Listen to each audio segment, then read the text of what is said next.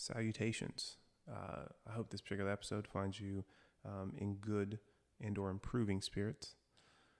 For this week's episode, I had the chance to talk to two excellent sheroes from the Richmond chapter of Black Girls Do Bike.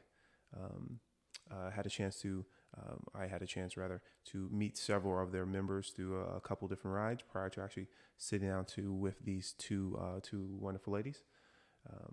And wanted to share that they are with Richmond, the Richmond chapter, Black Girls Do Bike. They're growing and supporting a community of women of color who share a passion for cycling. And I hope that I captured that well with the time that we talked here and that I'm sharing with you all. But without further delay and pomp and circumstance, I present you the Wheel Community Podcast with guests Tamara Broadnax and Sandy Norman. Enjoy.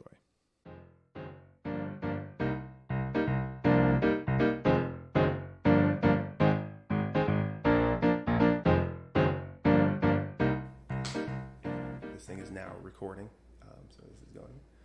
Welcome, the both of you, and who are you? We'll start here. Hi, I'm Tamara Broadnax, and I'm one of the co-sheroes for Black Girls Do Bike Richmond.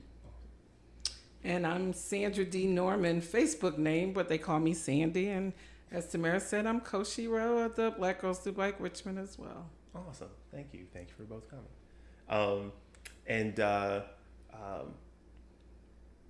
Did you all ride today at all? Is there plans to ride today or tomorrow or anything like that, just by chance?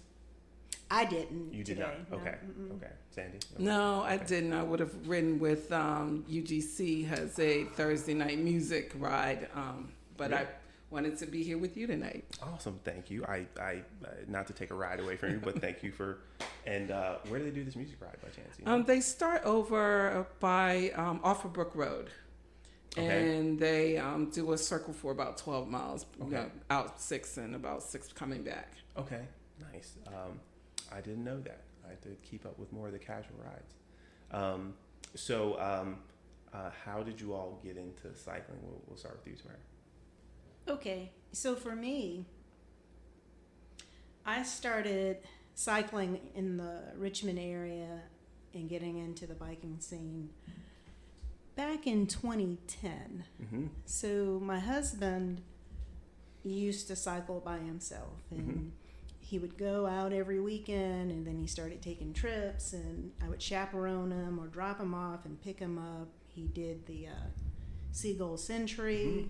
You know, I was on the boardwalk with the kids and really didn't have much of an interest. Yeah. But then my kids became teenagers. Mm-hmm.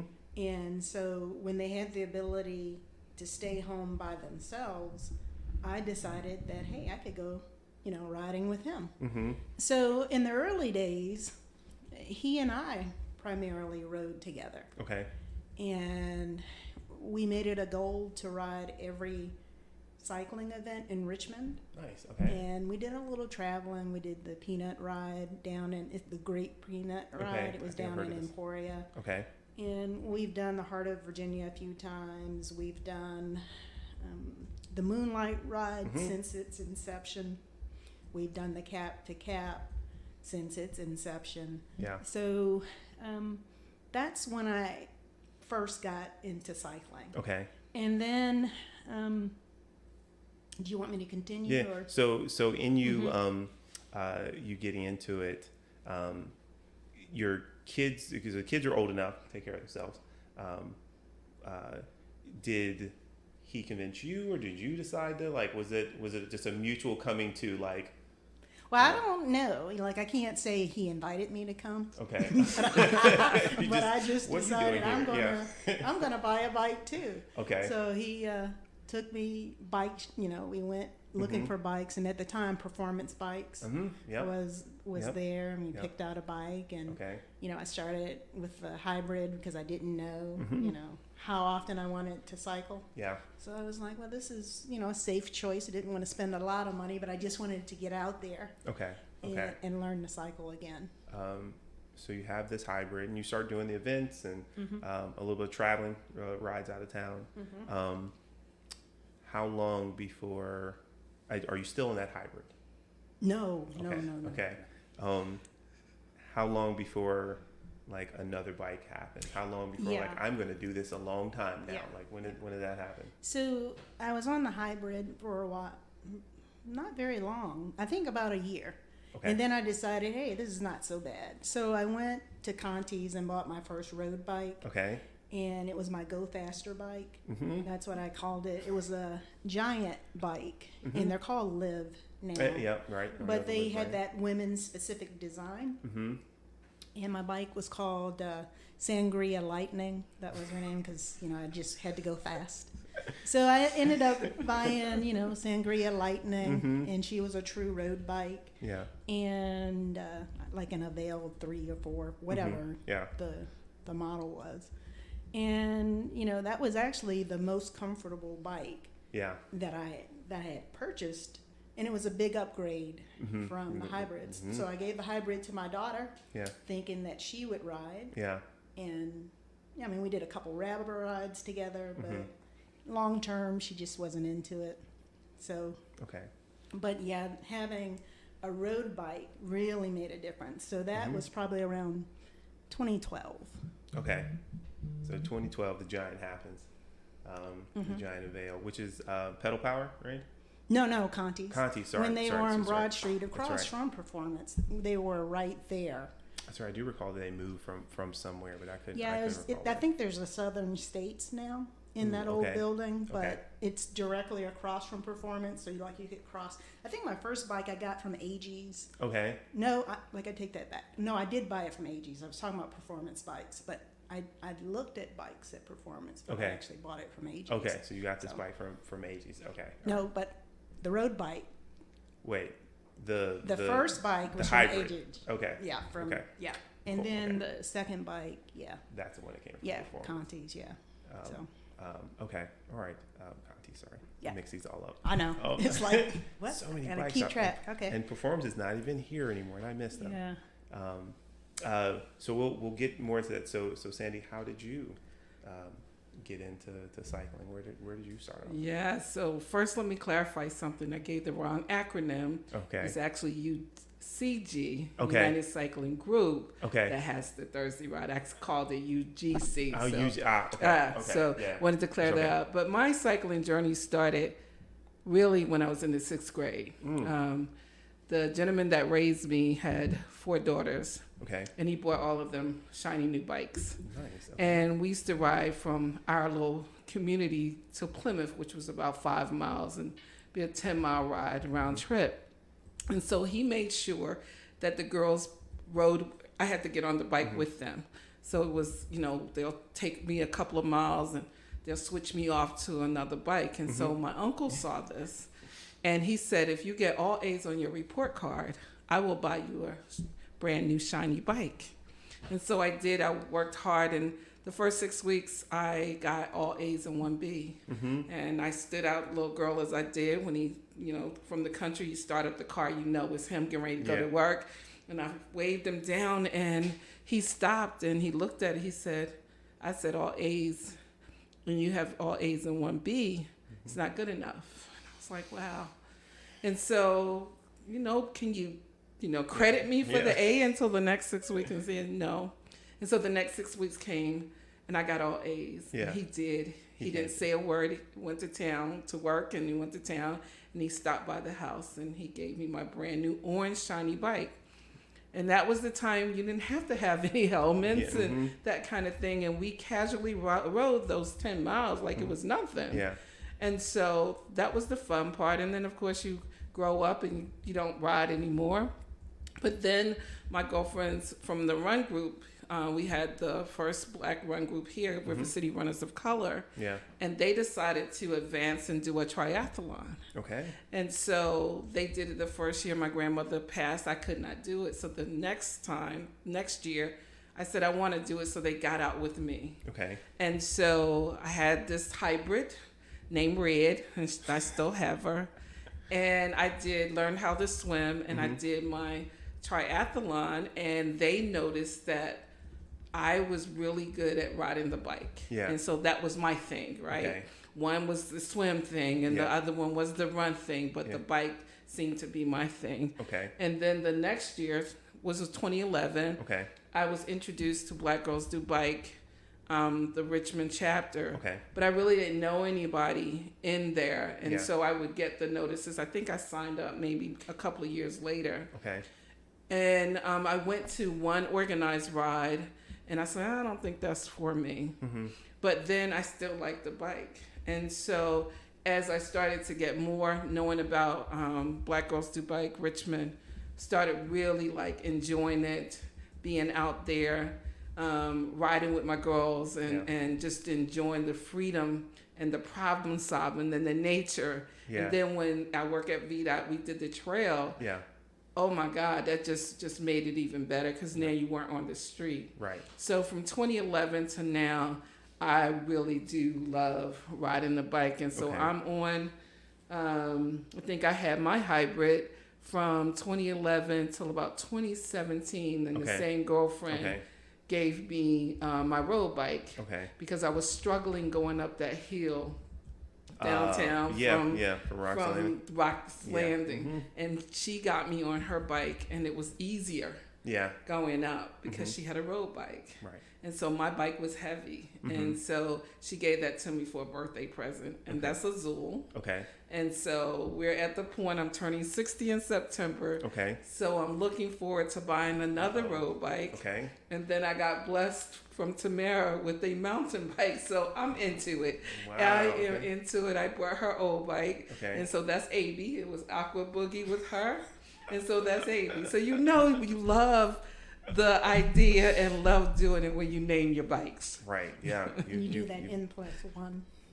Yeah, if you move to N+1. That's right. I should have more of these kind of thing. But since Sandy went back to the inception, I can tell you when I got my first bike. Yeah, sure. It was back in 1976. Mm-hmm. And I called my bike the Spirit of 76.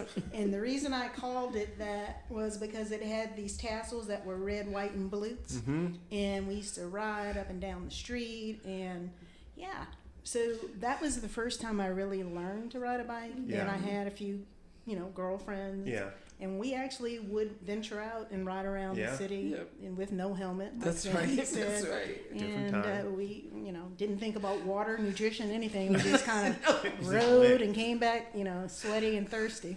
I mean, but as kids, you got to go real far to get real thirsty kind of thing. Like you're not. We were out there. Yeah. Now that I think about some of the places that we went alone. Mm-hmm. Y'all were going places. Y'all we going were far. pretty far away from home, but we found our way back. That's right. Yeah. That's right.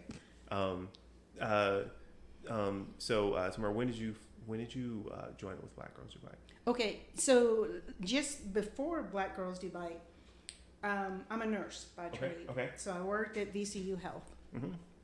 And I was there when they started the Rams That Ride team back in 2014. So, I have my real road bike, and I'm on a cycling team. And the team was wonderful. We had kits, and we would show up, and we would support, all the biking events here in Richmond. And that was around 2014. And then, the UCI championship came, and we sponsored that ride, and we were doing the Bike MS, and we had teams that were out there in the community. And then the trail opened in 2015. So, I was doing quite a bit of riding, and not relying so much on my husband to take me out all the time because we had some adventures. That's another topic altogether. So I was riding with the VCU team, and there was a women's summit probably in 2015 where they wanted to bring women cyclists together in the Richmond area and talk about riding more together, riding opportunities, safe spaces for women. And at that summit, it was at the War Memorial.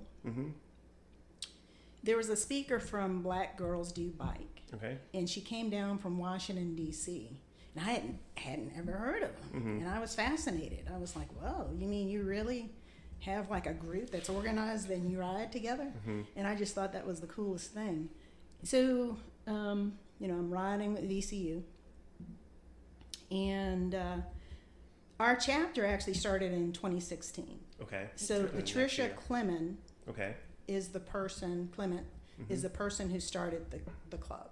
Okay. So I looked on Facebook, and there's a Black Girls Do Bike chapter here in Richmond. And Black Girls Do Bike actually started in 2013. Okay. So in 2016, we started our own chapter, and today there are over 100 chapters. And we have 2 international chapters, one Yeah. in London and one in Antigua. Antigua. So, Okay. but pretty much, I think it's about 29,000 women in our network now Okay. who ride. So, you know, Okay. that first year, 2016, you Yeah. know, we got together and we would do rides, and we were riding on the Capitol Trail. Yeah. In that first year, we grew to 75 women. And we thought, all right, Yeah. we're, you know, Right. we Yeah. have enough people to start riding. So in 2017, you know, Patricia stepped down and I became the shiro. Okay. And, you know, I'd done a fair amount of riding on my own. I was pretty consistent with it, and I was going to ride anyway. So I became the shiro in 2017. And as Sandy said, we've had a tremendous amount of growth. We're open. There are no fees to join our organization. You just have to join our Facebook group. Okay. It's all women. Sorry, guys. You know, we have to keep the guys out. We you know, we like you. Yeah. We ride with you, but we have discussions that we need to keep safe and comfortable for the women. Sure. So from 2017, you know, our membership started to double every year. Yeah. And then the pandemic hit. So this year we actually have gone over 1,000 women. Really? Okay. Yeah, here in Richmond, just Wow. in Okay. Richmond. So we're very that's huge proud growth. of the amount of Huge growth. growth that Yeah. we have, and the types of women that we have, because we have women who are Iron women, Yeah. Okay. legitimate triathletes. Yeah. We also have the beginning riders who don't have bikes, Okay. and they're learning. You know, they're Yeah. trying to figure out, okay, where can I buy a bike? Where can I buy a helmet? Yeah. And just the basics. Yeah. And we have groups, and our rides are organized by distance and Okay. not speed. Okay. So a lot of people have to get their head around that concept. Okay. So we don't leave anybody behind. We truly don't. So our first rides, you know, we have our short and sassy rides, which Sandy leads, and it's from 0 to 10 miles. And if we have a person who can only ride 10 miles per hour, Yeah. the group is going to ride 10 miles per hour. Okay. But over time, they progress, because Yeah. once they get their skills developed, you know, the speed will come. Mm-hmm. And then our next section is the Bold and Beautiful ride, Okay. and that's 10 to 30 miles. And at that point, most of the riders are pretty solid in Okay. terms of their skills on Okay. the bike, Sure. and they feel more comfortable. So the pace is a little bit faster. Sure. But yeah, we do have women who race. We have Okay. women who are capable of going 20 miles per hour. Yeah. So there's stuff in our group, and we've started mountain biking. And so, you know, we try to offer as many opportunities Okay. for women of color Okay. to come out and join us and learn how to cycle properly Okay. and to feel supported and safe while they're out there. Okay. Stepping back, you, the both of you are sheroes of the group. You explain just the title. Okay, for so the shiro Yeah. is the leader, the Okay. president of the group. Okay. So I was the shiro from 2017 until last year. Okay. And, you know, there's a lot of responsibility. And, I looked and I said, gosh, we're 800 people. And Sandy was actually one of my ride leaders last year. And we were talking at Juneteenth, and I said, well, you know, do you have any interest in, you know, looking at what sheroes do? And she Yeah. says, yeah, sure. So she's been on board. I appreciate her so much. Yeah. You know, her leadership is wonderful. You know, our growth has been great. But, you know, I'm okay with, you know, spreading the wealth a little bit. So my side, Yes, please. Yeah. she's been an awesome leader. She really has. And when she did talk to me about it, I mainly do this because of her. I don't necessarily know that I will do it after her. Okay. I don't necessarily know that I'll do it with anyone else. Okay. But because she puts so much time and effort in making sure we're good, making Yeah. sure that we're organized, making sure that we carry the leader, the visionary who had this in Richmond or Yeah. from Pittsburgh to Richmond, Yeah. I was willing and Right, most to definitely assist. wanted to help her. Yeah. So while no, it was not an ambition of mine because I lead every, I don't Yeah. have a lot of leadership roles right now, but just because it was her and her commitment to making sure that we can have a good time out there on the bike, a safe time, and doing something together like the sisterhood group. Mm-hmm. That's why I'm here, to be honest. Okay. Yeah, I really appreciate how Tamara leads this group. Awesome. And thank you, Sandy. And to her point, we are a sisterhood. Mhm. So, I think what makes us different is that social connection that we Yeah. have. We're a Facebook group. So we communicate on Facebook, and everybody knows who's riding, and if someone needs support, people ask for it. They ask questions there. Mm-hmm. But, it's more than just posting a ride and having someone show up, Okay. because we provide all the support in between Yeah. to make sure you get there. And then when you're there, we're going to make sure you finish safely. Like when Sandy and I went to New York City, Mm-hmm. it was quite the adventure, but we finished. Yeah, I said, you're going to leave me. I already know you're going to leave me. She said, no, this is your first time. I'm going to hang with you to the Yeah. end.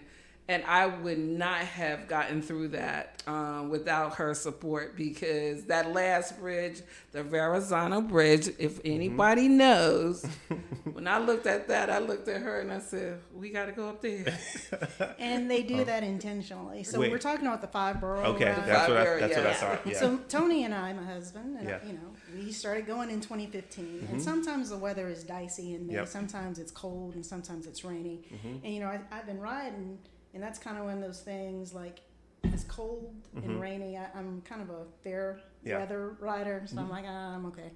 But this year the weather was beautiful. Yeah. Yeah. But part of it was I've done it a few times, and I knew where the rest stops were, Mhm. and when we were going to be coming up to a rest stop, and when we weren't. Like, I was Yeah. like, Sandy, this is a really good time to stretch. Yeah. Because the Verrazano actually it's a 1 mile incline, Mm-hmm. and it happens at mile 38 or 39 Yeah. in the race Mhm. after you've Yeah. Yeah. gone through all the boroughs. Mm-hmm. So they put that in at the end, and they also moved the finish line this year. So we came off the bridge, and the finish line used to be in Staten Island Mhm. at Fort Yeah. Wadsworth, right there. When you came, off Yeah. the bridge, you Yeah. were done. Yeah. But now we had to bike back to the ferry, so it was a little different. really? this Okay. year. Yeah. Um, But we stayed in Staten Island. Pro Yeah. tip: if you go, stay in Staten Island. I agree. You finish the because- ride, and that's it. Yeah. Yeah, it's easier because you take the ferry, you go right to Battery Park, Mm-hmm. and that's where the start line is. Mm, And then okay. at the end, you don't have to wait in line for yeah. hours to go back to the city. Mhm. And if you're coming back to Richmond, you avoid a lot of the traffic because Mhm. you're south right. of the city. Nice. Yeah. So Yeah. I will say I did the ride in 2018, and so I can vouch for that wait to get back. I've got video of me like waiting with all the other bikers Yes. to get back on the ferry, Yeah. kind of thing. Go ahead. I do want to go back to when we talked about that we don't leave anyone behind, Yeah. but it's also, when you decide to volunteer to lead whatever ride you lead, you have to have a special sense of knowing where people are Mm-hmm. in their maturity of riding a bike, because Mhm. some come very infant. Yeah. Some come as toddlers, some Yeah. come as teenagers, and some come as grown people. Yeah. And so those are the infant ones, and that short and sassy one. You really got to be mindful, because Mhm. it can be very intimidating Right. when you get on the bike and you can ride at that point even 5 miles, Yeah. right? And they might not can do even a mile. And Yeah. so our motto is, if you walk, I walk. Yeah. If you say you can't get up the hill, then I don't get up the hill. Yeah. And so in that short and sassy, I want them to be comfortable, because what I don't want them to do Right. is have that bad experience on day one Right. and don't come back. come And back, so that's how I know that the leadership that I do in the short and sassy is special. Yeah. Because I had those ones who could not even do a half a mile. Yeah. Now they break and Yeah. bank like they 31 are miles serious and riders 40 now, and they have miles. to go. It is like heartwarming to me to Right. see them progress, Right. and to see them, shout out that they're going up that hill, Yeah. right? Mhm. And And then the 2 rides that Tamara didn't mention, we do Fierce and Fabulous, which is... It starts at 30 and it goes to 60. 60. And then we have the Hills on Wheels. Okay. And that's really teaching you that gear shifting, you know, how to get up that hill, you know, staying on your bike and, you know, all those kinds of things. And our leader has us out there saying sexy legs, you know, whatever works, right? Whatever works to get up there. So that's what is so attractive about our group. And we do have another category, and it's for 60 plus. Yeah. So those folks who feel like they want to do a metric or a century, you know, we have a category for those riders as well. Okay. So for each of you, because you all didn't come in and go right into leadership roles, when did you all feel kind of part of the group? Like I'm enjoying this. I feel kind of connected with the group. Like when did that kind of happen for you all with Black Girls Who Bike? For me, I was happy to find another person of color to ride with, because when my husband and I used to ride together, oftentimes we would be the only people at these events. You know, we'd finish our ride and we're sitting around at the beer tent, and there weren't a lot of people of color there. Right. We were doing the Heart of Virginia. I'll tell you how my husband was with me. We were doing the Heart of Virginia one year, and we did 65 miles one day, and then we went back the next day and we did 35 miles. And I'm just like, okay, you know, just let's do it. We did, you know, a few Heart of Virginia rides. There was one that started in Pocahontas and went through Chesterfield. Okay. I'll never do that ride again. Yeah. Just because Beach Road and Nash Road and all those roads out there don't have a shoulder. And you're out there riding, and you know how trucks don't yield, and box trucks, and you know, you kind of white knuckle yourself. But we were together. So to your point, to my point, what I'm trying to say is, I instantly felt a connection with everyone. Yeah. When I first joined the group, and I was so happy that I could, because I'm the type of person who rides probably 5 days a week. Okay. When I was working, you know, I was riding every weekend. Like when I was at VC, I was riding every weekend, and then I've progressed to about, you know, I try to take a day off every now and then, depending on, you know, what I'm training for, because I've done a few triathlons too. I've competed on some sprint triathlons on teams as a cyclist. So when I'm really serious, you know, every year I do a different cycling goal so that, you know, I stay interested. And they aren't always based on speed. You know, some of them are based on distance or whatever I'm thinking.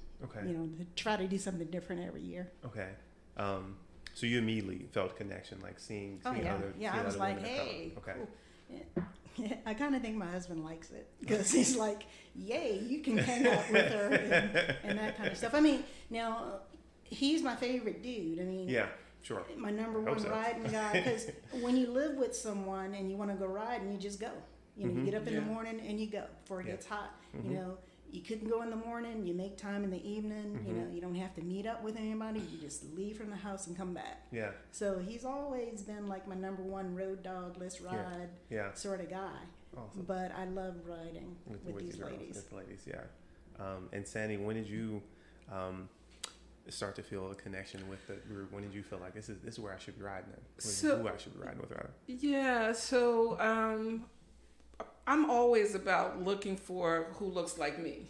You know, my professional field, I'm in civil rights. So that's just been 32 years in this field.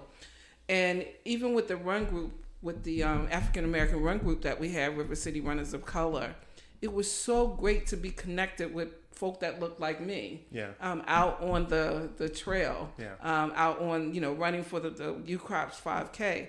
And then in biking, to have, again, that sisterhood, it felt really good, because I remember when I did the triathlon, Lenore Mariner, who is one of my greatest heroes, she was like thanking us, because for a long time, it was just her doing the triathlons. And then to see us, River City Runners of Color, out there, it was such a joy that I knew I wanted to be a part. Yeah. And then when I was riding the trail, I would always see Tamara and her husband. Yeah. Because she had that cheetah kind of helmet, the orange and It's orange. the It's orange helmet. Okay, And I was okay. like, I knew she was coming. Yeah. And then to be a part of Black Girls Do Bike seriously and consistently, Okay. and then to lead the Short and Sassy group, Okay. that was home for me. Okay. Yeah, and to see the ladies and the camaraderie of the ladies, and still home for me. Okay. And so, yeah, I think me doing the leadership with the Short and Sassy Okay.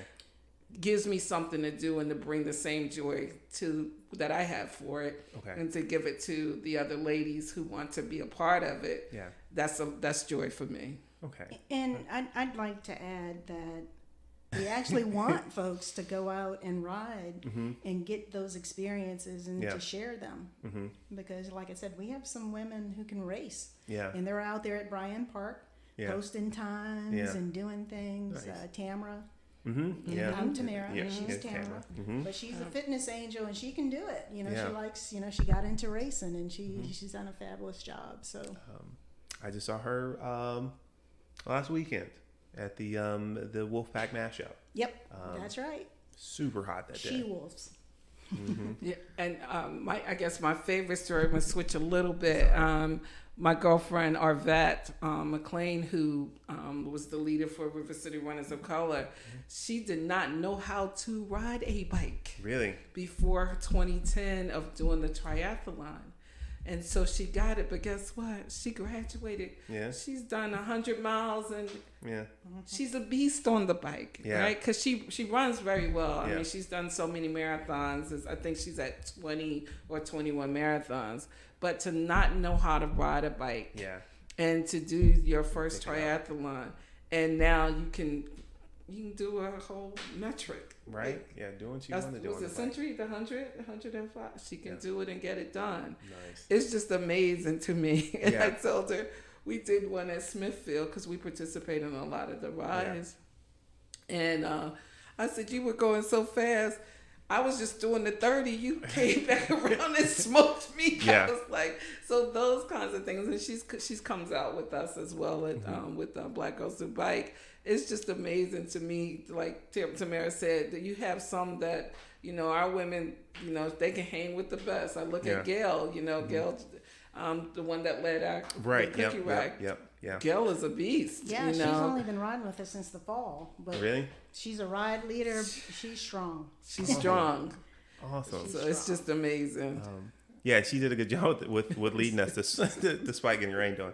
Yeah. So that was good. She tried to blame because we stopped we got the ice Really? cream. I said that's not gonna work. Yeah. Because we would have ran into the rain anyway. Yeah, maybe we'd have made it to we wouldn't even made it to get the cookies, kind of thing. Either way. So you both have done triathlons. Yes. How'd that feel to do that first triathlon? Did you feel nervous? Did you feel excited? Like I got it. Like how did it feel to do that first triathlon? Either. Say. Doing it. Yeah. It was the run got me. Okay. Right, because after you do the swim and you do the bike, you're kind of tired, and so just to bring it in, even though it was only 3.2 miles, it seemed like it was like a half a marathon. Yeah. And so to come in, to finally get to the finish line or see the finish line, and I had so much support out there. Yeah. Once I crossed it, it was such a major accomplishment. Yeah. Like I knew I was a bad shut your mouth, right? I was a bad sister to have accomplished that. So I felt very victorious. Anything that I do, a goal that I set and I accomplish it. Yeah. It doesn't matter to me how fast. Yeah. It doesn't matter to me how slow. It just matters to me that I accomplished it. Nice. And I crossed the finish line. Nice. So for me, I've always been on a team triathlon. Yeah. I'm no longer able to run, so I've accepted that. So I'm like, okay, All right. it is what it is. Yeah. But we started back in 2017, and we did the West Point Triathlon. Okay. So I'm a West Point grad. And two of my classmates, we decided to get together, and we're old grads, and we're like, we can go out there and show the youngsters what we can do. Yeah. So we formed this group. I had a friend come down from New York, upstate, And then our runner came from Michigan, and I came up. You know, I'm the bike specialist. I came up from Virginia, and we called ourselves a glorious old grads. And actually, it morphed into Team Gold, which is glorious old lady divas or whatever, just because it was an acronym. It fit on there. But we did it purely for glory. You know, our goal was to finish and not get hurt. Yeah. Right. So we did it that first year, 2017. Okay. Then we came back in 2018. And then 2019, we had about 30 of my classmates show up, and we kind of did like a little takeover, and it was really nice because where the triathlon occurs is where we did our summer training. So we're all nostalgic, thinking about how much it sucked being out there in the woods. But the cycling portion of the triathlon is the toughest part because there are hills. Okay. I'm sorry, there are not hills. There are mountains. Oh. And I different, should get the elevation right. I should at some point, Yeah. you know, figure out what the elevation is. I know I was coming down doing about 35 miles per hour. Yeah. Coming down the hill. Coming down the mountain, rather. But that inspired me Yeah. to upgrade to a carbon fiber bike. Okay. After that first triathlon. So in 2017, I had Sangria Lightning. And then I bought a +1, which is a Cannondale carbon fiber. Yeah. Because I was like, well, hey, I'm racing now. Yeah. I'm going to get this carbon and really tear up the earned road, this, right? yeah.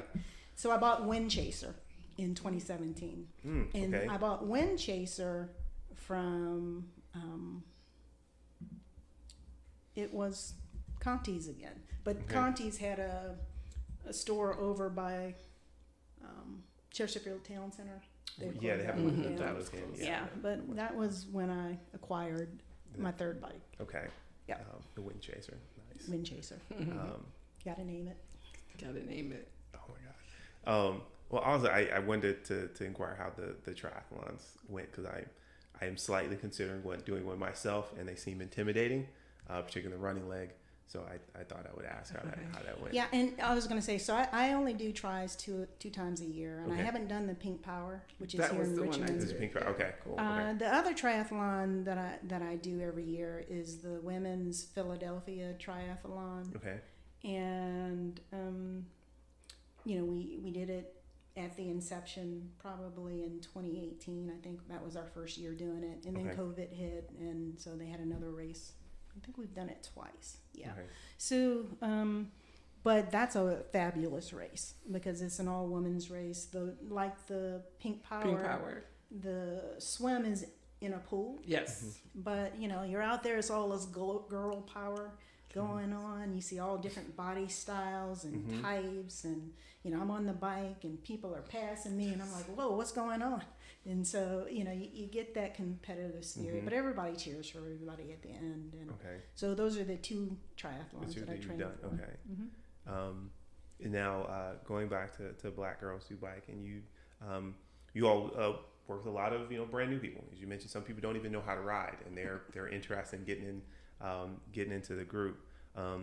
What are some of those conversations with someone who's like brand new and they're like, hey, so are people seeing the group on Facebook, and if they don't ride and they're interested in getting into it, like how are they tending? Are they family members? Are they like how are they tending to see the group if they're not already riders and they're trying to get into it? So I was going to say, we do a kickoff ride every spring, and every year that grows. So last year we had a festival because we had all these vendors. I mean, like legit, like vendors. I think I recall that, yeah. Wanting to set up, and I'm like, all right. So we have something to offer to the community, and it's free. So the thing that catches on with Black Girls Do Bike is, it's a special interest group. And we don't require that our members buy anything or that they cycle a number of years or that they buy, a certain type of bike. Yeah. You come as you are, and we meet them where they are. Awesome. So we came up with a vision statement, and our vision is to be present at every cycling event in Richmond and beyond.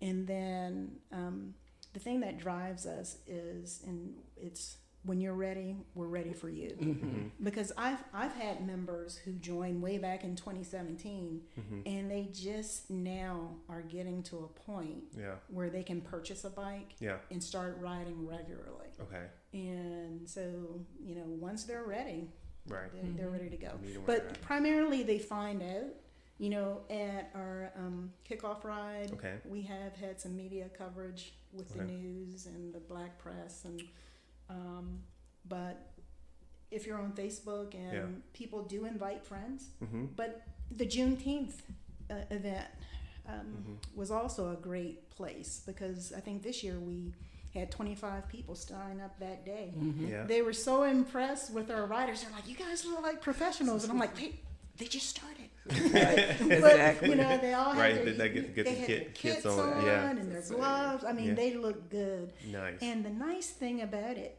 if you ever see us out on the trail, Yeah. we're always in line. We teach them that etiquette. There's Okay. more to riding a bike than just getting on a bike and riding fast. Mm-hmm. Yeah. We teach them that etiquette about staying to the right, about calling, Mm-hmm. passing on your left, and that discipline that it takes. You don't sprint out of the line. You Mm-hmm. need to stay in the line, and you need to call. Right. So they learn that, and when they move, it's like poetry in motion. When you Yeah. see these ladies just going Moving through together, and picking yeah. up the pace and moving as a unit, it's really, Awesome. really And, nice and to see. yeah, with the etiquette thing too, I think it's also about safety. Mm-hmm. Yeah, because I've noticed even out on the trail, the more advanced riders, Mhm. they don't call anymore. So they just, Yeah, that still happens, yeah. they just zoom on by you, Yeah. and it's like you got to remember, where you started from, because there are others on the trail that's not as advanced as you, Mm-hmm. and so you need to let them know if you're coming on their left, if you're passing them, and that kind of thing. And so our main goal is to keep them safe. And I think the other part too is attracting others to us, is that because we do support other groups, Mm-hmm. right? And I'm gregarious, and so I'm going to invite you along. I kind of picked up Rhonda on the trail. We had the sister group that came from Pittsburgh, Yeah. and we were doing the We sponsored them. we sponsored So- them to come here. Okay. Let me put a plug in. Okay. Sure. I'm an Do what you- I'm an ambassador for the Capital Trail Okay. Awesome. Foundation. Thank you very much. No, because we're a network of groups, the Capital Trail is great. It's wonderful. It's fantastic because you can do a down and back century. Yeah. And it's completely paved. You don't have to worry about cars, and we know where all the rest stops are and Yeah. where all the breaks are. So we invited a group, our sisters from Pittsburgh, and it was a mixed group, males and females. Mm-hmm. And they came down and we hosted them. Mm-hmm. And they did a century. They stayed downtown. They went down the flood wall, rode to the start line, started at Shiplock. We had rest stops along the way. Awesome. They went to Jamestown, Yep. came back, and everybody went out and back. Yeah. So, it's just one of those things where we don't mind hosting, especially if Awesome. folks are coming. But we've had people come from Maryland for our kickoff rides, Yeah. Hampton, North Carolina. We invite other chapters to come, Mm-hmm. and we're happy when they show up. Yeah. But I was getting to that point. Thank you, Tamara. I was getting to that point where Rhonda was riding by herself. Yeah. And we were with the group from Pittsburgh, right? And we were going on, and she was by herself, and she was looking, and I said, come on and join right. us, and she jumped in, and she's been riding with us ever since. So Nice. that's who I am. If I Okay. see you out on the trail and I see a couple of ladies that's been riding and they don't have helmets on, and I'll, even say, hey, you want to join us, Right. go on Facebook if you have Facebook present, Right. Black Girls Do Bike Richmond, and then, Yeah. oh, by the way, to be safe, don't forget to get your helmet, that kind of Yeah. thing. Even Yeah. if they join us or not, I Yeah. just want to make sure Right. that Be they're safe. safe. Yeah. Mhm.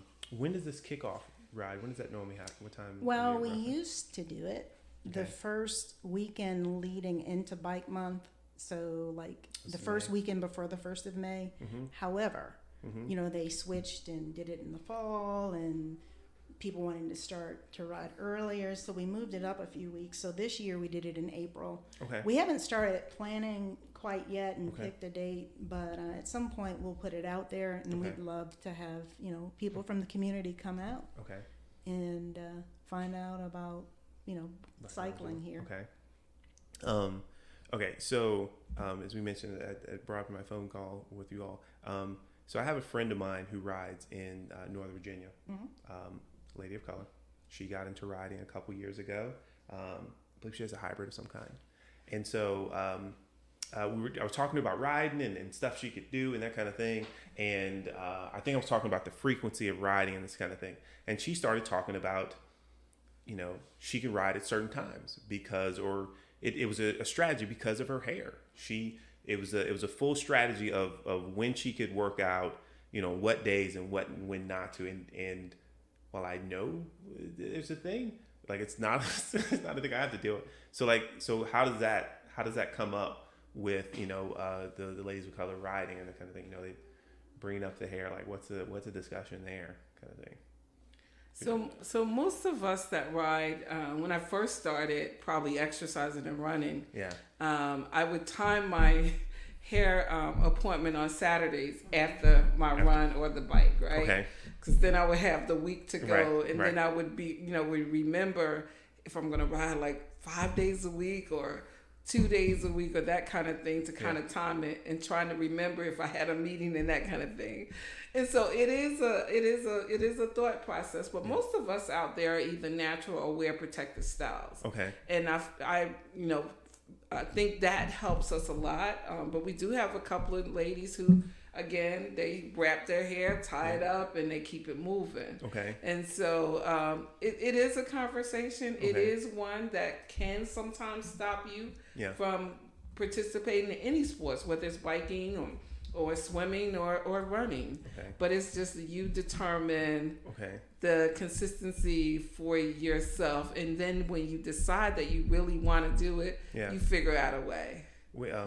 Protective styles. So, for example, my hair is natural under here, but I have hair that's added, and this is what they call a protective style. Okay. And so that means that it's just a style, just adding some hair to make sure that I can pull it up and that kind of thing. Do something. Okay. Tamara has sister locks. Yeah. Okay. Right, and so those are real discussions that we have in the group, and usually the discussion is, how do I get all of my hair into a helmet?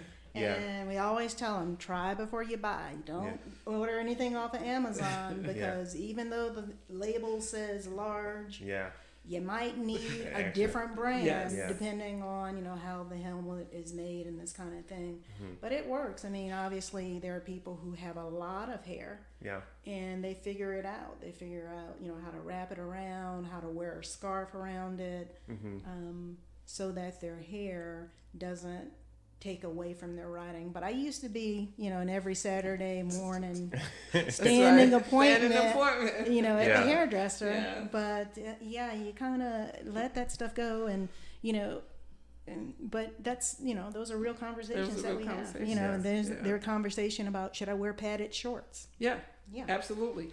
Or to be real, should I, in my padded shorts, should I wear my underwear? Yeah, that's those are real conversations. Yeah. And then you tell them no underwear, and they're like, no. And then there are some that say, well, that doesn't work for me. Yeah. And we say, whatever works for you. Okay. Right? Okay. You cannot paint a brush. Yeah. Whatever works for you. Yeah. Okay. Yeah, my husband told me that early on, and I wore my underwear just because he told me. Oh, and the other thing that works when my husband and I ride, when we first started, he was trying to coach me. Mm-hmm. Doesn't work. I can get coached by you, but I can't get coached by him. So I'm like, dude, I've been riding a bike since 1976. Thank you very much. Yeah. So, but anyway, he told me over and over, you don't need to wear underwear. And I'm like, but eventually I got it. Okay. But I was resistant at first. Yeah, probably because he told me. But and even down to the seat. Yeah. They think sometimes if you got a large back seat, that you need a big cushion seat. Not necessarily Tamara. Well, I was going to say, she changed out her saddle too, because I looked at Sandy and said, Sandy, you sitting on that big saddle? And they think they're adding cushion so that it'll be more comfortable. Yeah. And if you ride longer distances, like over an hour and over 20 minutes, and then you want to be out there 2 hours or 3 hours, all of a sudden that cushion seat starts to wear on parts, those pressure points, and it's like, oh, this is very uncomfortable. Yeah. So we went and changed her saddle out, and I've changed it. It does seem, as we're sitting in the kitchen, like it does seem in a normal sitting in a place, they're like, oh, more cushion would be great. But yeah, definitely the riding the longer distances, like that starts to backfire, having a whole lot more cushion, extra padding on the thing. And the other thing is, we tell them to start with whatever. We don't recommend that anyone buy from Target or Walmart, and we tell them, and some of them still do because they don't want to make that investment, and we understand that. Yeah. But then you still have to take it to the bike shop to tune it, and the person who put the bike together is not a bike mechanic. Yeah. So you don't know if he put all the parts on Yeah. and all this other stuff. And the bikes are a lot heavier. Yeah. So they get out there and we're riding, and they're working harder because those bikes are steel and Yeah. they're very, very heavy. Yeah. But I will tell you, most of the folks who join have upgraded to legitimate road bikes, and I'm Yeah. like, who are these people? Because a year ago, Yeah. you couldn't have told them about considering a different type of bike, but they did it on their own. Right. Because we have shared that knowledge with them. It's like teaching someone how to fish. Once they learn how to do it on their own, they're good. So we want to give them that knowledge and that confidence to ride by themselves, along with other people. Yeah, and again, like we said, we don't want to discourage you. Like, you come out there, you see everybody have a road bike, right? Yeah. First, they got to know what that means, right? Yeah. Or a hybrid, what that means. But you don't want to discourage them and saying, okay, go ahead, you're going to need this road bike. And they're looking at price point. They don't know if they're going to come back tomorrow. So that's why we said we meet you where you are and educate you along the way. Yeah. And then they go out and they like, oh, okay, well, look at you. I talked to a guy, Micah Jewel, young guy. Oh, yeah, we know Micah. And he was telling me about, if you get a Walmart bike, as your first bike, take it to a bike shop. Let them have the once over it. So at least like when you do that ride on the not high end bike, like you at least know it's secure. There's nothing broken on the thing. And I hadn't thought about that. I didn't think those guys were just paying per bike. And to your point, we also do free bike checks at our kickoff rides just to make sure their bikes are sound. And every year we rotate out the bike shop. So Molly's has been our mechanic. Very early on, our very first kickoff, Sports Backers was there. So Brantley was there with his big van, and he did our mechanical support. But we've gotten support from Carytown Bikes. Erin is a female mechanic up at Greengate Short Pump. Hey, Erin. So she's our technical, take us to school, fix a flat bike maintenance person. We have a class coming up with her in September. Awesome. But she came out one year and she supported us. Pedal Power came out this year. Yeah. Molly's Kindle came out Cool there. Wheels. Shout out to Cool Wheels. Cool Wheels. So we've gone.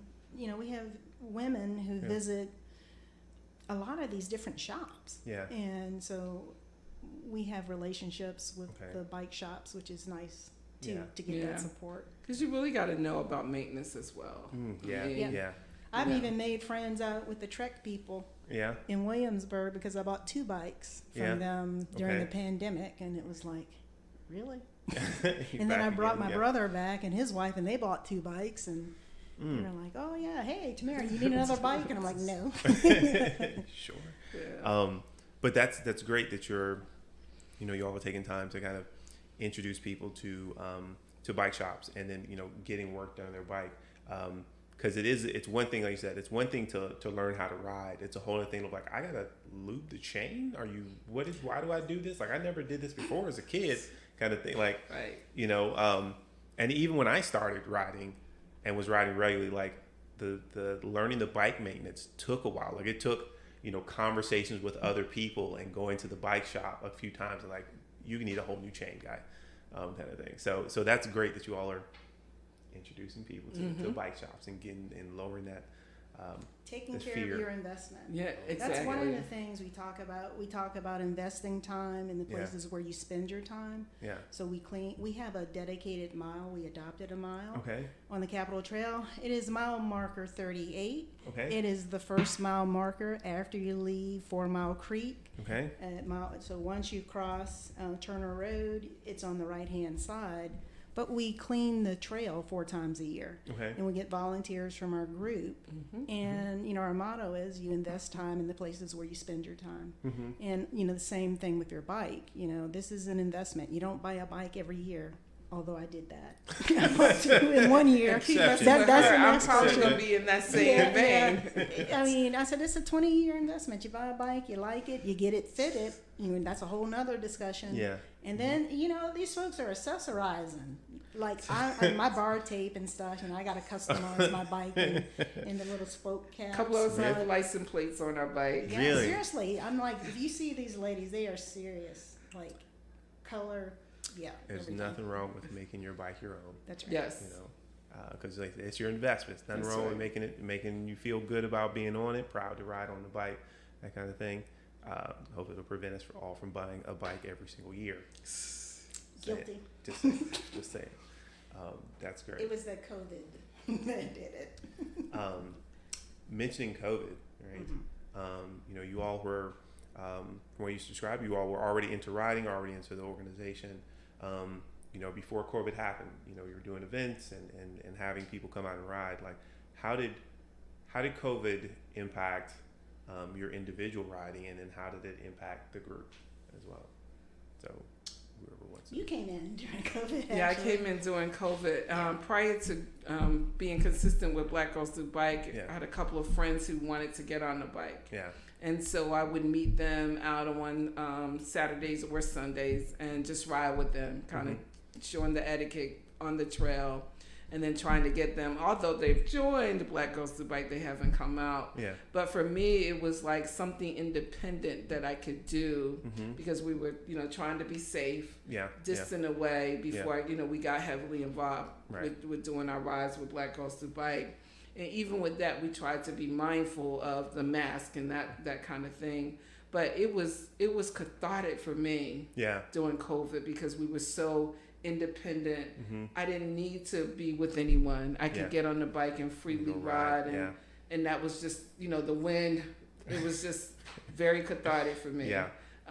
But again, just being safe, even when we met up, making sure that we still, as apart as we could. Yeah. Trying to ride a bike with the mask on, that proved to be a little hard. Yeah.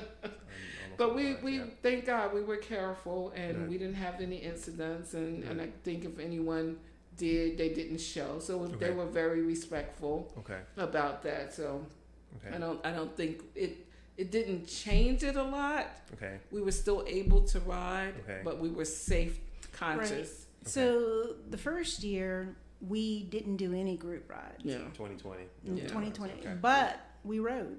Okay. So the way we facilitated riding was a lot of virtual challenges. Okay. So True. we shared goals at the beginning of the year, and I think my goal was to do 2,020 miles because it's COVID, Yeah, and why not? all I had to do was ride every day.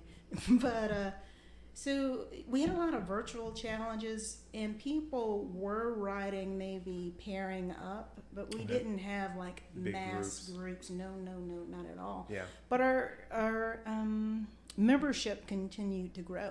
So I will tell you, I was inspired during COVID, and I ended up getting another bike. And so what is that, bike number 4 or 5? Yes.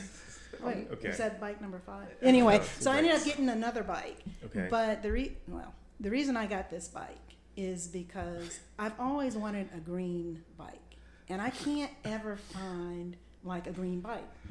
But Okay. this year, in 2020, they had a bike. It was a Trek, and it's an Amunda, but it had that oil slick paint job, that color. Oh, it yeah, changes. right, yeah, yeah. It changes I know from what you're talking blue about. to Yeah. green to purple and blue. And I'm like, they do the paint jobs and they change them every year. And they discontinue the paint, and you'll never be able to buy a bike like that again. So you know what I did? I went out there and bought one. So, it was for the paint job because I wanted that green. And that's Mystique. Okay. And so I think that's bike number 5. And so Mystique, when I got Mystique, I had to sell Sangria Lightning. So Sangria Lightning, remember, was my first road bike. Okay. So Yep. Sangria Lightning, I sold my hybrid to my neighbor because she wanted to ride because of the pandemic. Yeah. So the hybrid went. Yeah. And then Sangria Lightning went to a member of the group who wanted a road bike. So sold her. And I ended up with Wind Chaser and Mystique. as my 2 bikes, because I told my husband, look, I'm just going to have 1 bike and a spare, because when I'm riding, if one is in the shop, I have a backup. Someone else to ride. I was doing that for a while until I decided I wanted to do mountain biking. So then I decided I wanted to. I'm one of these people, if I'm going to do something, I don't do it halfway. I want the proper equipment. I'm not going to go out there and try to jack up my road bike out here on some gravel and stuff. I want a legitimate mountain bike with shocks and all this other stuff. Full blown. So that's when I went down to Williamsburg twice. to the track. But I said, hey guys, I really want to try a mountain bike. But the thing with the pandemic was, and the reason I really love the shop, they actually ordered the bikes for me. So I wanted that particular color. It had to be my size. And actually that bike is a little bit, so Wind Chaser is an extra small. I'm 5'4". So I'm kind of like in between an extra small and a small. And I always felt, I was kind of tight on the bike. So I said, I wonder what would happen if I sized up to a larger bike. So I have 2 bikes. One's a carbon bike, which is an extra small. And then Wind Chaser, Mystique, is a larger bike. So I sit on it different, the geometry is different and this kind of thing. So I went down to those guys and I said, I need a mountain bike, but it had to be a certain color. So they actually ordered a bike. I think one came from California, the other one came from Arkansas, and they got the bike for me, and it was the color that I wanted. And then I thought I was set, and then I sold the bike to Sandy. Anyway, that was Aqua Boogie.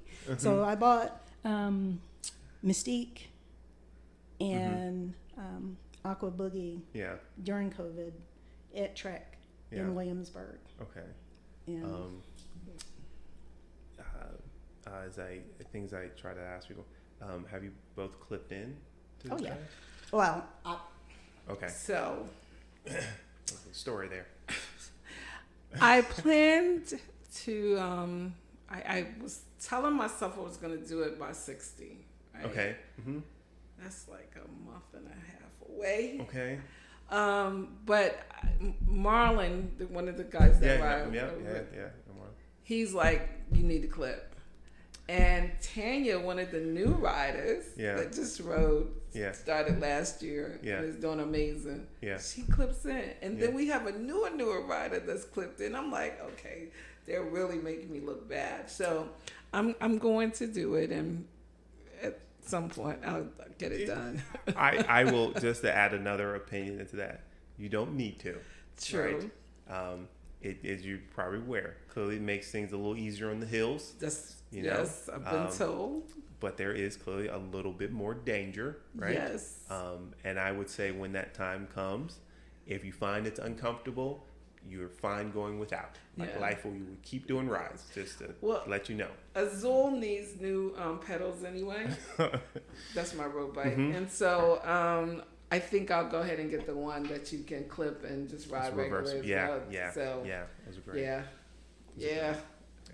And from an organizational standpoint too, as our chapter started to grow, I used to lead all the rides, and then I realized I can't physically be everything to every type of rider.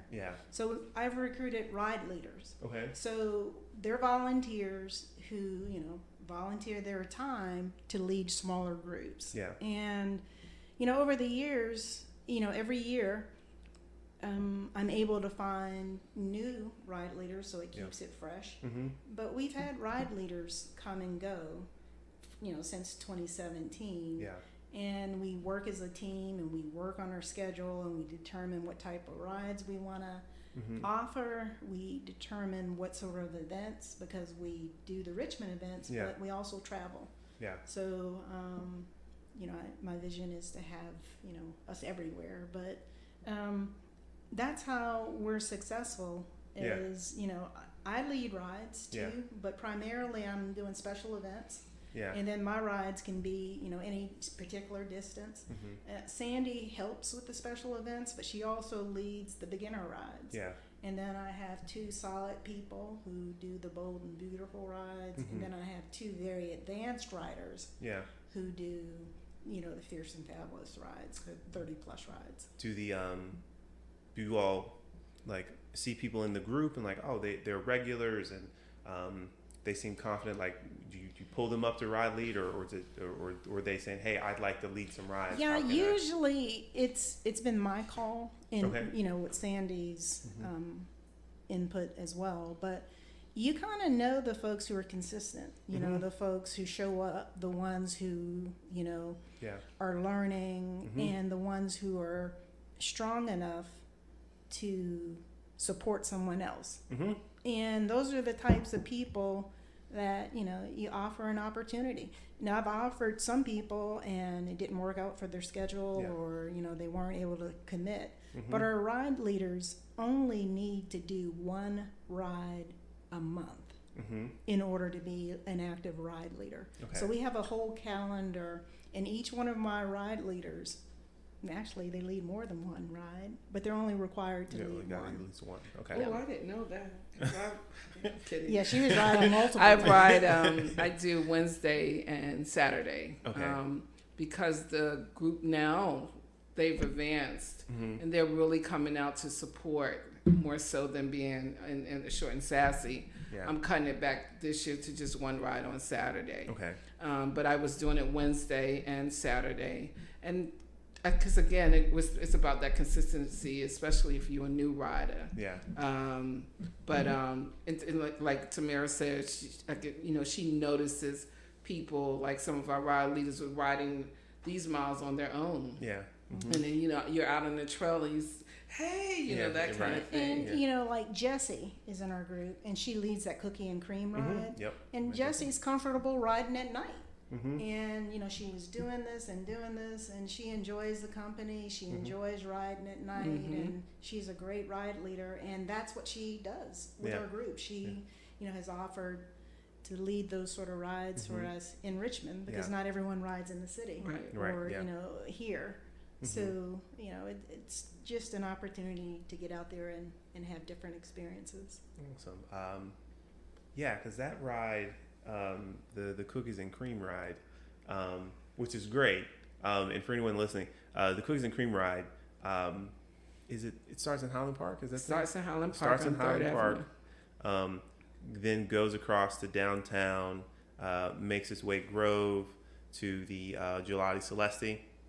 We hopefully get ice cream. They don't skip it.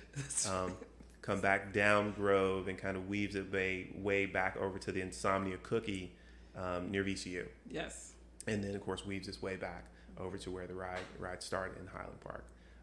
But the ride starts at 8 p.m. Yeah. We meet up at 7:30 and goes down at 8 o'clock. Okay. Yes. So you got to have a light. You have to have two lights. Make sure you have a front and backlight. I have added a light vest. And some riders have the lights on their helmet. But the streets are pretty much lit, but there are some pockets that may be dark. That was a fun ride. I mean, it's clearly just like the ice cream and cookies for me, kind of thing. So that was great.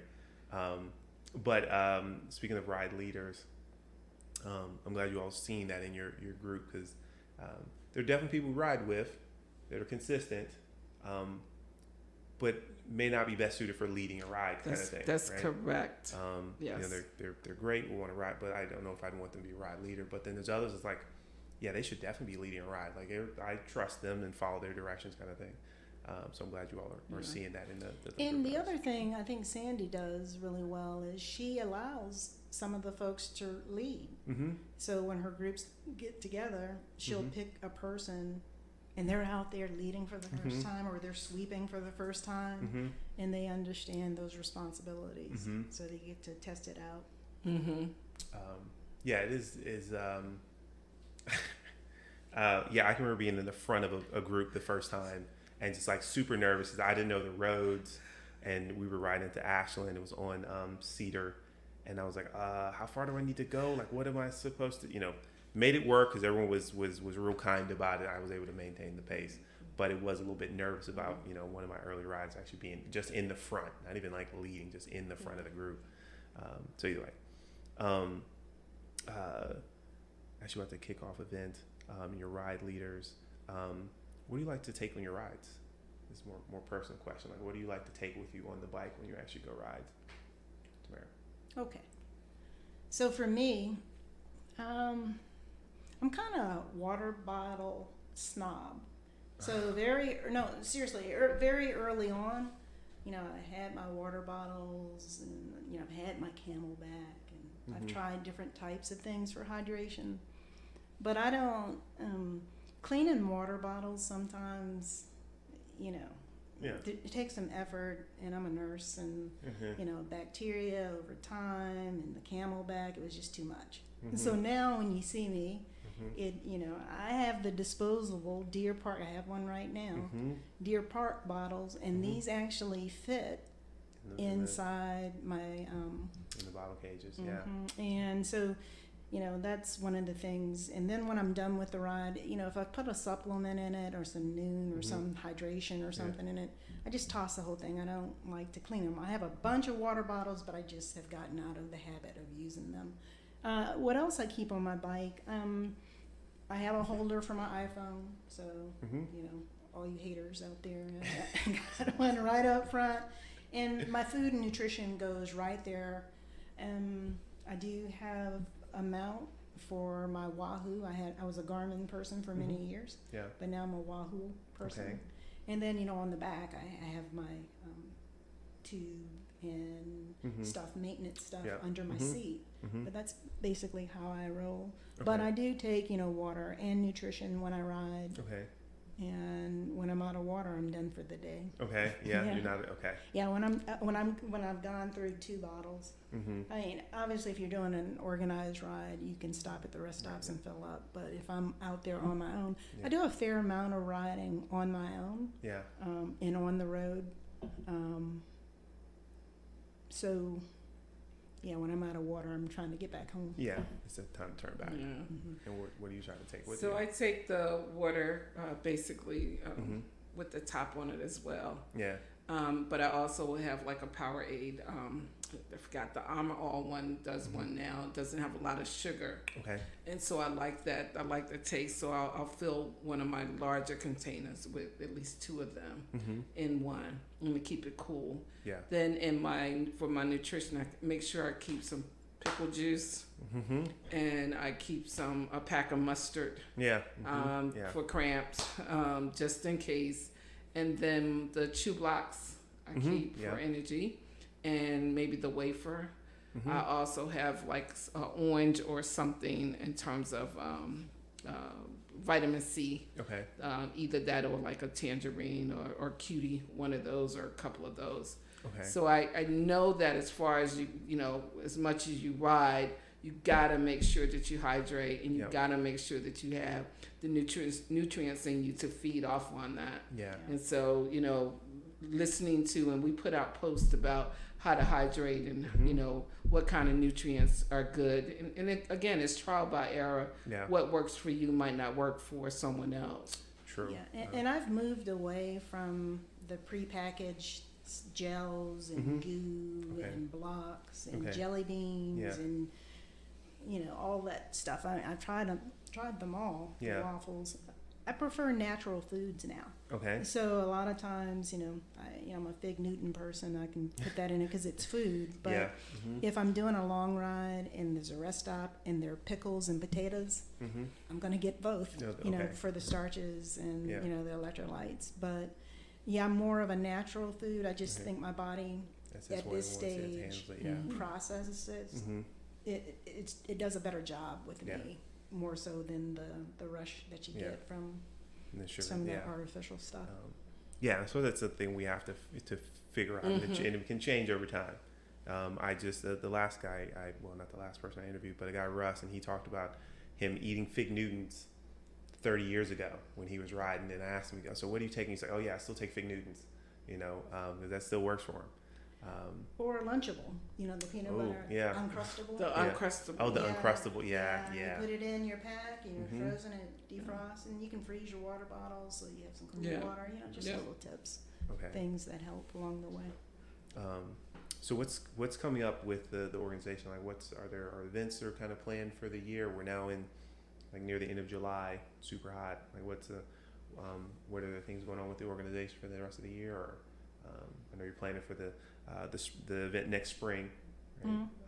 Mhm. So what's Yeah, going so our calendar, basically we have events planned every month of Okay. the year. So we're in July, so we actually did some indoor events. on? Okay. Last week we went to Uptown Alley, Okay. upstairs in the rotunda, and we had a bowling party. Nice. Sandy was swing, I swing. Yeah. which meant, she filled in an extra, she got the bowl on both teams. So she claimed victory. I did. Okay. Yeah. No matter who won, I But, won. it was so Win, hot yeah. out, Yeah. it's nice to be indoors. And then Mhm. this week we're going to a paint party on Nice. Sunday, Okay. wine and design, and we had them commission a piece of art Okay. that's a black woman on a bicycle, Mhm. and we're going to go and paint it and customize it. Nice. But in August, we have, the Moonlight Ride is coming up. Okay. We're going down to Princeville. Okay. So, we're on the Black Cyclist too. So people Mhm. do Princeville, they do One Love, Mhm. they do the Jamaica Ride, they do Seagull. I mean, Mhm. all those things are coming up. So in August, we're going to go to Princeville. Mm-hmm. We have rides happening every week. Mhm. And at the end of August, we're having our national meetup for Black Girls Do Bike. Okay. And it's actually going to be in Pittsburgh. Okay. So we're going up the last weekend in August. And, looking down the road, we have some more events coming up. We're going to do the Tour de Midnight. Mm-hmm. High Bridge. Oh, yeah. We went to High Bridge out in Yeah. Farmville, and it was wonderful. It was hot. Yeah. But it was such a beautiful ride. So we're going to do it again in the fall when the Awesome. foliage is Is it- yeah. beautiful Mhm. and the bugs and the heat aren't so bad. So we're going to go back there. We're going to do Bike the Bridge. We opt outside with REI. One of the other things is we have sponsors. We have the local folks, but we have national sponsors too. Awesome. Yeah. So like REI is a national sponsor for Okay. Black Girls Who Bike. Ford is a sponsor. Trek is a sponsor for Black Girls Do Bike. Mhm. So we're able to get some special perks Okay. with those organizations that support all of the clubs at the national level as Awesome. well. We're going to have an ugly sweater ride. Yeah. Which was a lot of fun. It's a lot of 'cause fun. Everybody has an ugly sweater, and this gives you a chance to ride it, so you don't get cold. But Yeah. we're gonna do that, and to close out the year. Yeah. Well, Tanya's sweater wasn't actually ugly. It was actually, she had it bedazzled, and the lights were on, and Yeah. it was like. So, we didn't have a little competition for the ugliest sweater. Yeah. She went all out. Anything you could think of. She had bells, she had mistletoe, she had lights flashing, she Yeah. had Santa on there and Rudolph. Everything was on that sweater. She had a glue gun, and she really she went to town on customized that. it. Yeah, that sweater was fantastic. Yeah. Awesome. So speaking of the One Love, I do have a registration I need to transfer. I'm going to be out of the country, and so if you know anyone or if anyone's listening through that time, and if I haven't gotten rid of it, hey, inbox me on Facebook.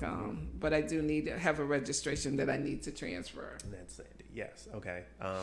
Okay. When is One Love? That's September. It is Labor Day weekend. Okay. One Love. Okay. Oh, thank you But I for guess sharing. the biggest thing that we're excited for, we already know. Okay. We're going to Italy in Oh, right. 2023. Right. That's right. You mentioned So that. one of our sponsors is Turismo, and they do these specialized tours in Italy. Mm-hmm. And the owner actually lives here in Richmond, and she Mhm. reached out and she said, I'd like to make these sort of trips more accessible to women of color. And I Yeah. said, well, hey, if you're offering, we're definitely interested. So Yeah. they've sponsored us, I guess, for the past 2 years in our kickoff ride. And this year we reached out to Heather, and we came up with this itinerary. And we're going to be in Puglia, Okay. which is in the southern part of Italy. So it's more like a Mediterranean feel, Mhm. and it stays warm there. Mhm. So in September it'll still be Still be warm. good temperatures. And, Yeah. but what's nice about our tour is everything is included. So we just basically show up. We don't take our bikes. Okay. So they're We going to have bikes, provide right? us with bikes Okay. there. Okay. And so all the transportation to the hotels, we're going to ride every day, I think 5 days of riding. And they're going to have the ride leaders, Italian people Mhm. who speak Yeah. the language. And sweepers, and then all our meals are included. Mm-hmm. And so we're really looking forward to going out there. I think it's 6 days, 5 nights, and having an Okay. exclusive tour out there in Italy, just our Okay. group. And so we'll all sit around the table and hopefully toast, a few glasses of wine. Absolutely. I hope that is amazing. I Yes. expect that will be. Yeah. That is fantastic. So it is good that y'all are having, clearly this is about cycling, but like the non-cycling, like a way to do stuff and hang out and spend time with each other. Because it's good to see people not when they're not in kit and have conversations and that kind of thing. So I'm glad that y'all are having that, helping build the community here. So Italy trip, wow, that's awesome. Okay.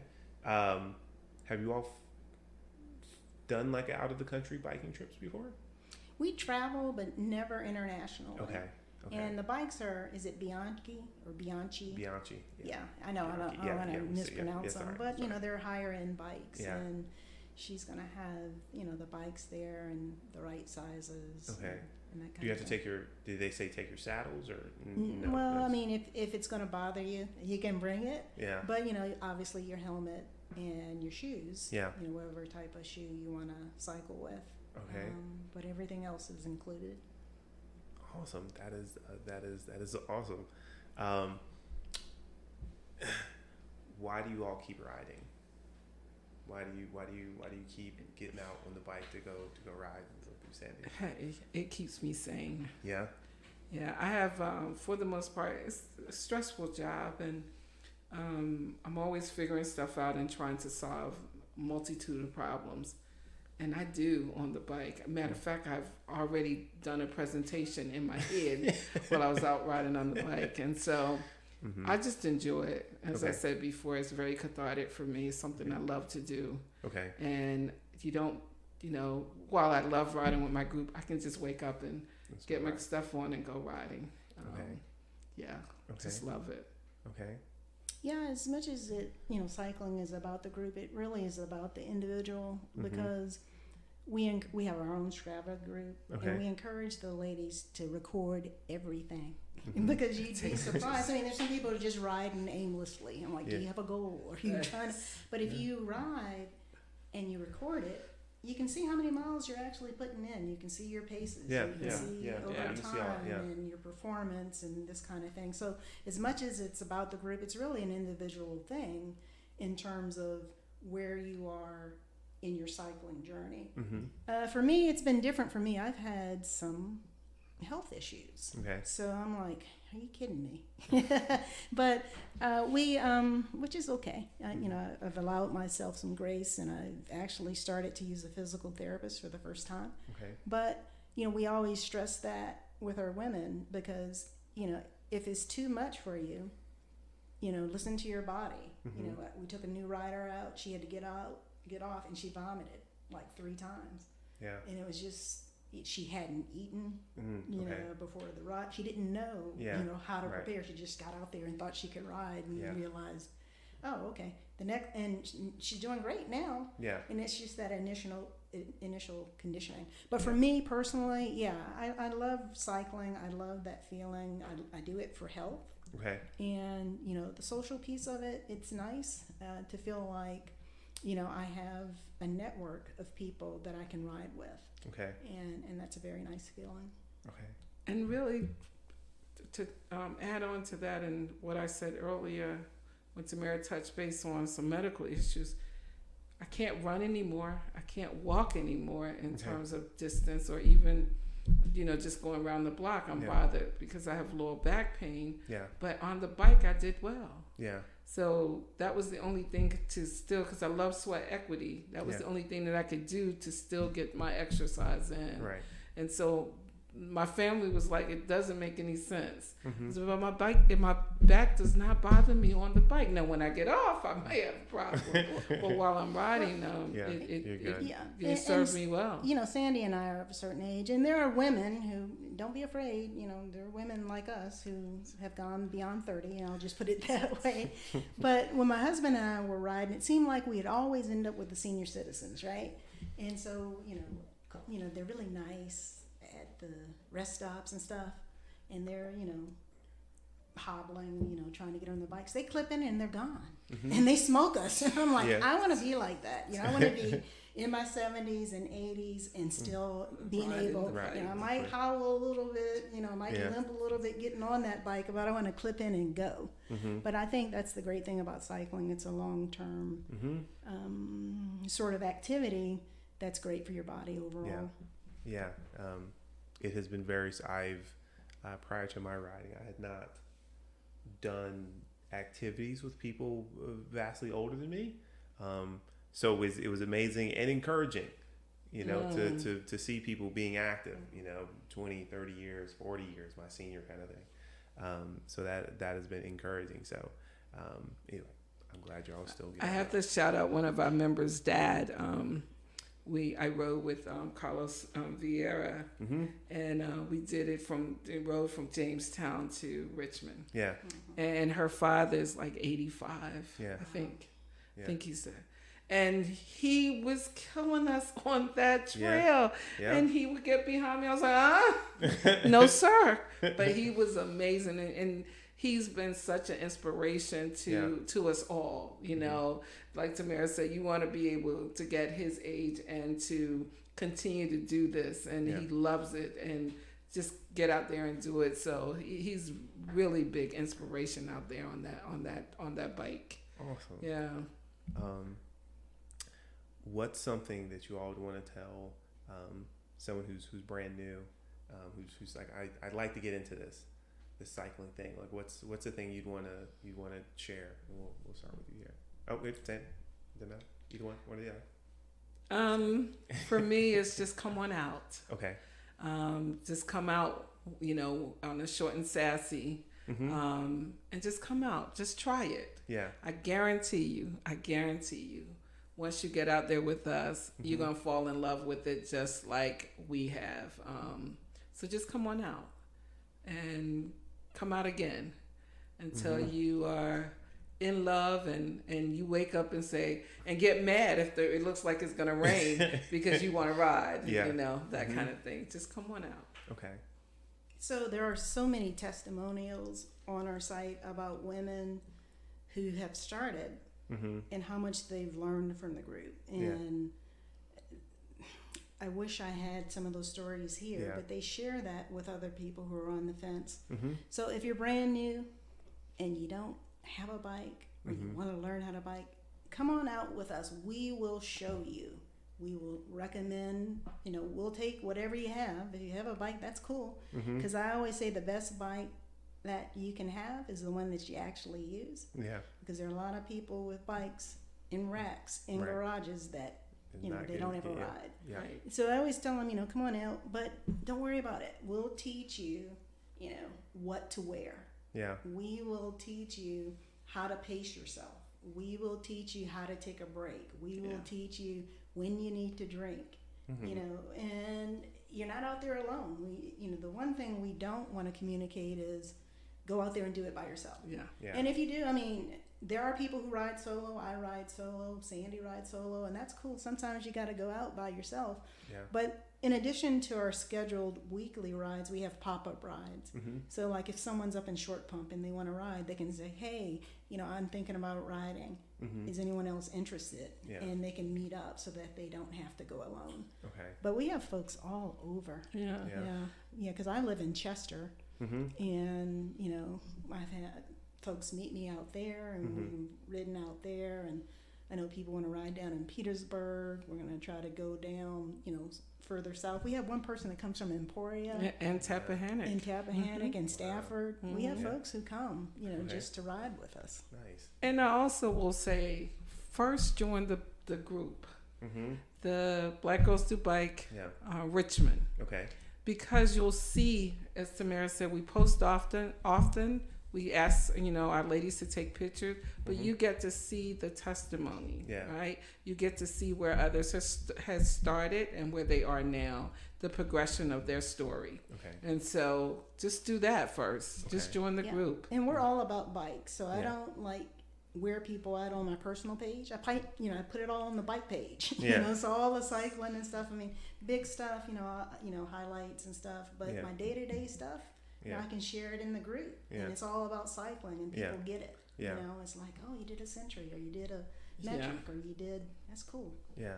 Or you went mountain biking. And people look at you. They see you, and you do inspire other people to get to their healthy, whatever their healthy is. Yeah. And I know my cousin in Winston-Salem, North Carolina, I saw that she's, was riding a bike, and she just bought a bike. And I'm like, welcome to the bike family, cousin, Nice. on Facebook. And so you never know who you're going to inspire. So keep riding and keep posting.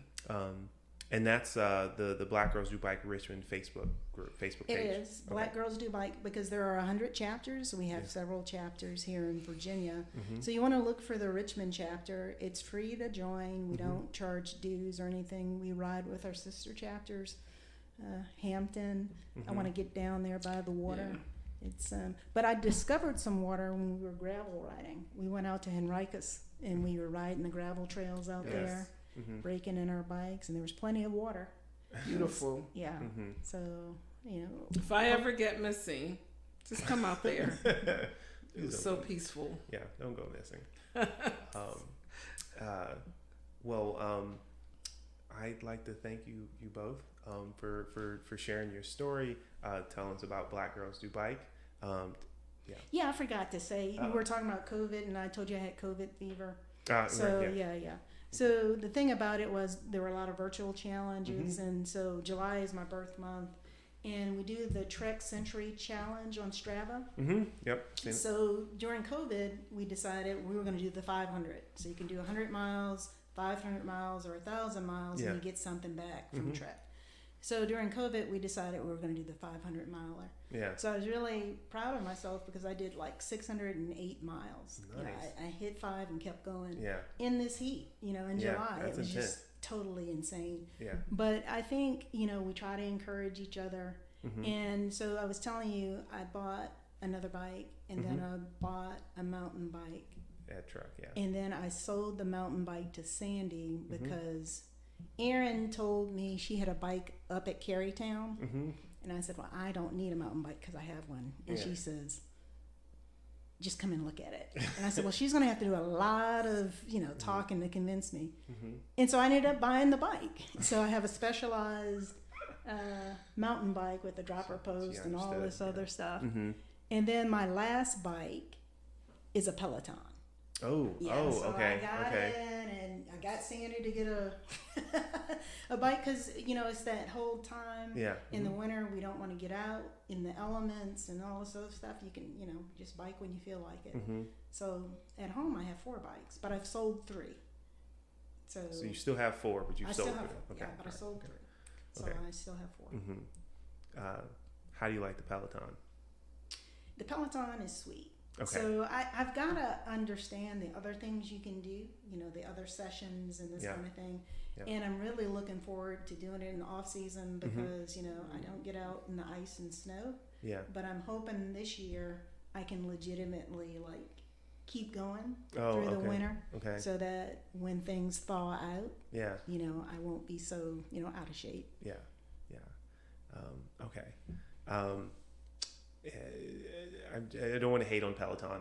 It's great. I'm glad that you're, thinking of your fitness and that kind of thing.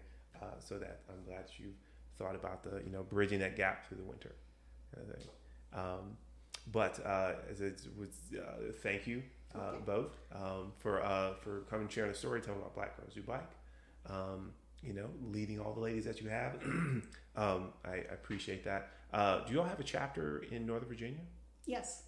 Is it just a Northern Virginia chapter? Well, there's several. So there's one in D.C. Okay. There's one in Northern Virginia. Okay. And there's one in Stafford. Okay. So I may get the particular names of those. My friend who's in Northern Virginia, so I can point it to the group if she hasn't discovered them, and she can ride with some other ladies. Oh yeah, we're doing Bike DC as well. Yeah. So and we're doing the Wild Goose Chase, and it's in Cambridge where Harriet Tubman was. Okay. And this year's her 200th anniversary of her her birthday. Yeah. And we're going to ride through the areas in Cambridge where she actually lived and where she made her first escapes. Okay. You know, where the real Yeah. Underground Railroad Railroad was, yeah. happened. So that's going to happen September 10th and 11th. Okay. So we're going to do Bike DC, Okay. and they shut down the streets. And Right, for that, yeah. Mm-hmm. Awesome. I missed that one too. I know. But again, thank you all for your time. I Thank appreciate you. it. Yeah. Appreciate it. You know, you allowing us to come and just talk about our group, because you know we're open to everyone in the community, and we love to have more ladies come out Awesome. and ride with us. Awesome. Excellent. Thank you. Thank you.